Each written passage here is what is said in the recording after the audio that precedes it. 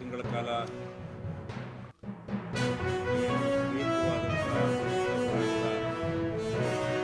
ನಾನೂರಕ್ಕೂ ಹೆಚ್ಚು ಸಂಘಟನೆಗಳು ಒಗ್ಗಟ್ಟಾಗಿ ಚಳವಳಿ ನಡೆದು 3 ಕೃಷಿ ಕಾಯ್ದೆಗಳನ್ನು ವಾಪಸ್ ಪಡೆಯಲಿಕ್ಕೆ ಕಾರಣ ಆದಂಥ ಏನು ಒಂದು ಐತಿಹಾಸಿಕ ಚಳವಳಿ ನಡೆದಿತ್ತು.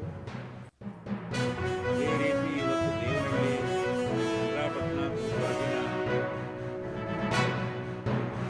ನೋಟುಗಳನ್ನ ಕೈ ಬಿಡಬೇಕು ಅಂತಲೂ ಕೂಡ ಸ್ವಾಧೀನ ಕೈ ಬಿಡಬೇಕು ಅಂತಲೂ ಕೂಡ 1198 ದಿನ ಚನ್ನರಾಯಪಟ್ಟಣದಲ್ಲಿ ಧರಣಿ ಸತ್ಯಾಗ್ರಹ ನಡೆದಿತ್ತು. 13 ಹಳ್ಳಿಯ 1787 ಎಕರೆ ಜಮೀನನ್ನು ಸ್ವಾಧೀನದಿಂದ ಕೈ ಬಿಡಬೇಕು ಅವರೇ ಮಾಡ್ತಾಯಿದ್ರು. ಅಲ್ಲೊಂದು ಸ್ವಾಧೀನ ಹೋರಾಟ ಸಮಿತಿ ಅಂತೇಳಿ ಅವರೇ ಚಳವಳಿ ಮಾಡ್ತಾಯಿದ್ರು, ಅವರೇ ಧರಣಿ ಮಾಡ್ತಾಯಿದ್ರು. ಆದರೆ ಇತ್ತೀಚೆಗೆ ಒಂದು 2-3 ತಿಂಗಳಿಂದ ಈಚೆಗೆ ಸಂಯುಕ್ತ ಹೋರಾಟ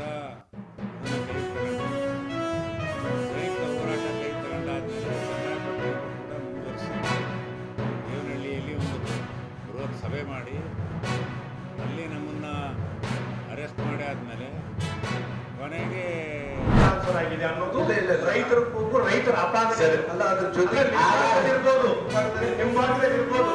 ರಾಯಚೂರು ತಾಲೂಕು, ರಾಯಚೂರು ಸಿಟಿಗೂ ಬಂದು ನಾನು ಹೇಳ್ತಾ ಇದ್ದೇನೆ, ಈ ಪರಿಸ್ಥಿತಿ ಉದ್ಭವ ಆಗಿದೆ.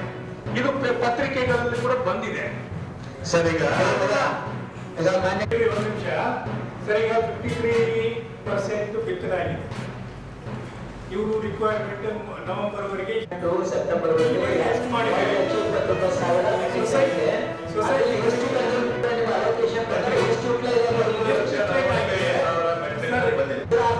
ಇನ್ನು 2,29,000 up to entire kharif season ಇದೆ ಸರ್. ಅದರಲ್ಲಿ ಈಗ 1,45,000 ನಮಗೆ ಗೊಬ್ಬರ ಮಾಡಿ ಸರ್. ಸರ್ಕಾರಕ್ಕೂ ಎಲ್ಲ ಶಾಸಕರಿಗೆ ಆಕ್ಷೇಪ ಇದೆ. ಅದಕ್ಕೆ ಸಿಎಂ